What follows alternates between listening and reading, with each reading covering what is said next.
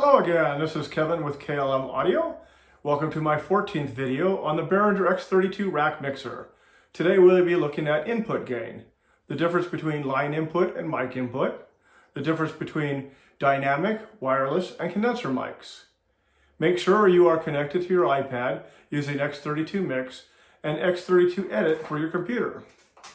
If you need help turning on your system and connecting your iPad to the mixer, please refer back to my first video. And of course, if you like what you see, please subscribe to the channel, ring the bell for further notifications of my next video. When setting gain, we begin with a dynamic microphone because it is the easiest to visualize. I have a Sennheiser E835 dynamic mic connected to channel 2. Today, let's use X32 Mix on the iPad. From the home screen, select channels 1 through 8. Select channel 2, vocal F.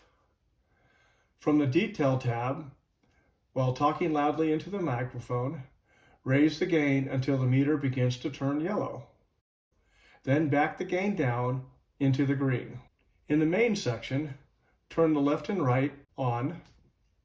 Unmute channel 2 and raise the fader to unity gain. Select the Matrix Main tab, select the home screen, unmute the main left and right, and raise the fader while speaking into the mic.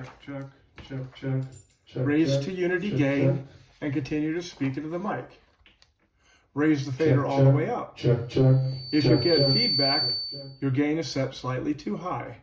Back the fader down to unity, go back to channels 1 through 8, select channel 2 and lower the gain a bit. Test the mains at full fader again.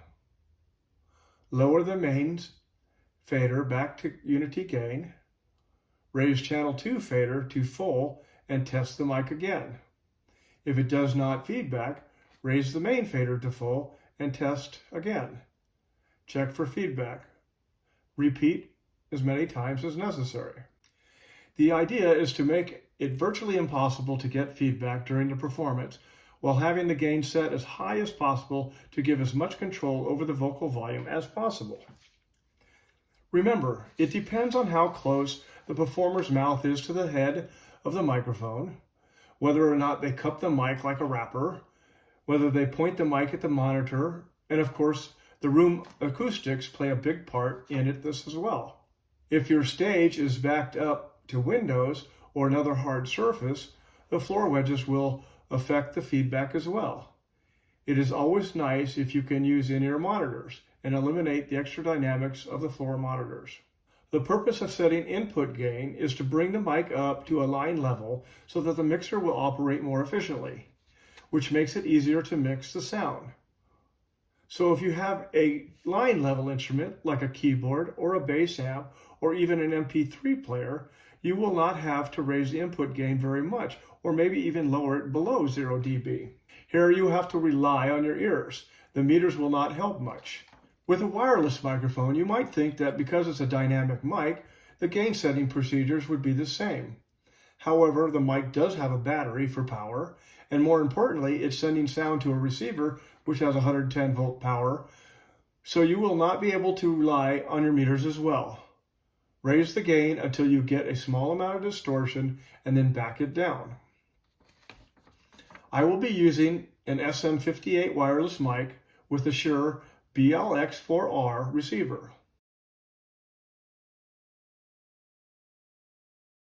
I have the wireless mic connected to channel 1. With the mains at unity gain, select channel 1, select the details tab, raise channel 1 fader to unity gain while speaking into the mic. Raise the gain slowly and listen for distortion. Lower gain until the distortion is gone. Check for distortion with the channel fader all the way up.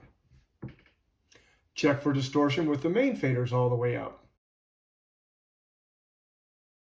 I ended up with my wireless mic set to 0 dB and my dynamic mic at 22 dB. Quite a bit of difference. A condenser mic is really similar to a wireless mic. The difference is that we have to add 48 volt phantom power to drive the condensing mic. I will be using a Shure SM86 condenser mic. Let's look at channel 3 where I have the condenser. Make sure the mains are back down to unity gain. Select channels 1 through 8. Select channel 3 with the gain all the way down. From the Details tab, turn Phantom Power on and then raise the gain while speaking into the mic.